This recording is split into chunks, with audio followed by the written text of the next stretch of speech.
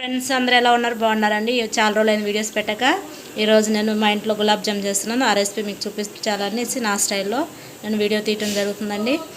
పిండి మంచిగా కలుపుకొని బాల్స్ లాగా చేసుకొని పెట్టుకున్నానండి. నెయ్యిలో కానీ ఆయిల్లో కానీ మంచిగా ఫ్రై చేసుకోవాలి వీటిని. నెక్స్ట్ ప్రాసెస్ చూపిస్తాం.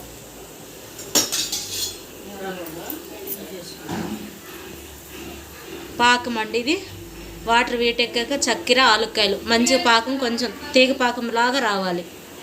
బాల్స్ చల్లగైనాక ఇందులోకి వేసుకోవాలి. నెక్స్ట్ ప్రాసెస్ నెయ్యి అండి. ఇది నెయ్యిలో ఫ్రై చేస్తున్నాను. నెయ్యి బాగా వేడెక్కిందండి. 3 వేసాను, మళ్ళీ 3 వేసారు. ఆయిల్ మొత్తం ఖాళీగా ఉంది అనుకుంటారేమో, మళ్ళీ మీరు కామెంట్స్ పెడతారు కాబట్టి ముందే చెప్తున్నాను. ఇవి మంచిగా ఫ్రై చేస్తున్నాను. ఆయిల్ నూనె అది నెయ్యి వేడెక్కిందా లేదనేసి పెట్టానండి. అవి వేసాను. మంచి గోల్డ్ కలర్లో అండి. మళ్ళీ మాడద్దు, మాడితే టేస్ట్ రాదు. మంచిగా రెడ్ కలర్లో సిమ్లో పెట్టేసి మంచిగా ఫ్రై చేయాలి. స్మెల్ అయితే సూపర్ వస్తుందండి. మీరు కూడా నెయ్యి మంచిగా వేడెక్కారు కదండి. మొత్తం ఉన్న బాల్స్ మొత్తం దీంట్లోకి వేసాను. మంచిగా సిమ్లో పెట్టుకొని లైట్గా బ్రౌన్ వచ్చేదాకా వేపుకోవాలి మంచిగా. మళ్ళీ మాడద్దు, మాడితే దీని టేస్ట్ పోతుంది. చాలామంది చెప్తారండి మేము వేస్తే కానీ ముక్కలు ముక్కలు అయిపోతే తిరిగిపోతాయి అనేసి, కానీ నేను చేస్తే చాలా బాగా వస్తాయి. మీరు కూడా మీ ఇంట్లో ట్రై చేయండి. ఎలా కుదిరిందని కామెంట్స్లో పెట్టండి. సడన్గా సర్ప్రైజ్గా చుట్టాలు వచ్చారండి. నేను ఎప్పుడు మామూలుగా కొంచెం అన్నం వండుతాను, అన్నం తినేసాం మేమైతే. వంట చేస్తారంటే ఈ టైంలో వంట ఏం చేస్తావు లక్ష్మి అని అన్నారు. ఇంకేం చేయాలో అర్థం కాక ఇవైతే ఈజీగా అయిపోతే ఇంటికి వచ్చిన వాళ్ళకి స్వీట్ కూడా పెట్టినట్టుండిద్ది అనేసి గులాబ్ జామ్ తయారు చేస్తున్నానండి. 5 minutes అండి. మంచి గోల్డ్ కలర్లో వచ్చినాయి బాగా. నెక్స్ట్ పాకం అండి. గులాబ్ జామ్కి దగ్గరికి రావాలి కొంచెం. మొత్తం అయిపోయిందండి. కొంచెం నెయ్యి కూడా మిగిలింది చూడండి.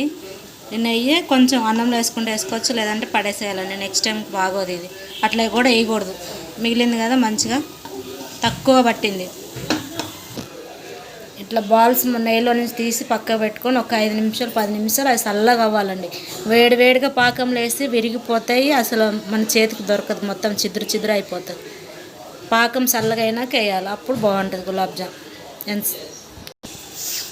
పాకం కూడా దగ్గరికి అయిందండి, బాగా మరిగింది. చక్కెర టేస్ట్కి దగ్గర. మీరు ఎక్కువ తినేవాళ్ళైతే తీపు ఎక్కువ వేసుకోవచ్చు, తక్కువ తినేవాళ్ళైతే తక్కువ వేసుకోవచ్చు. మేము ఎక్కువ తింటామండి స్వీటు, మేము ఎక్కువ వేసుకున్నాము. పాకం రెడీ అయిపోయిందండి. ఇది చల్లగా అయ్యాక అదే వేసుకోవాలి. నెక్స్ట్ ప్రాసెస్లో చూపిస్తాను. స్టవ్ ఆపేసాను. ఇది మూత పెట్టకుండా చల్లగా అవ్వాలి. పాకం అనేది చల్లగా కావాలి, కొంచెం తీగ పాకంలాగా రావాలి.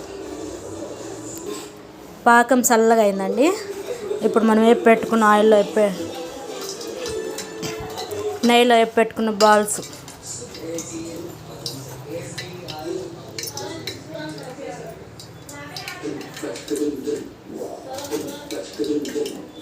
మళ్ళీ వేసినమ్మట కూడా ప్లేట్ పెట్టద్దండి. ప్లేట్ పెట్టినా కానీ ఏంటంటే మెత్తగా అయిపోతాయి.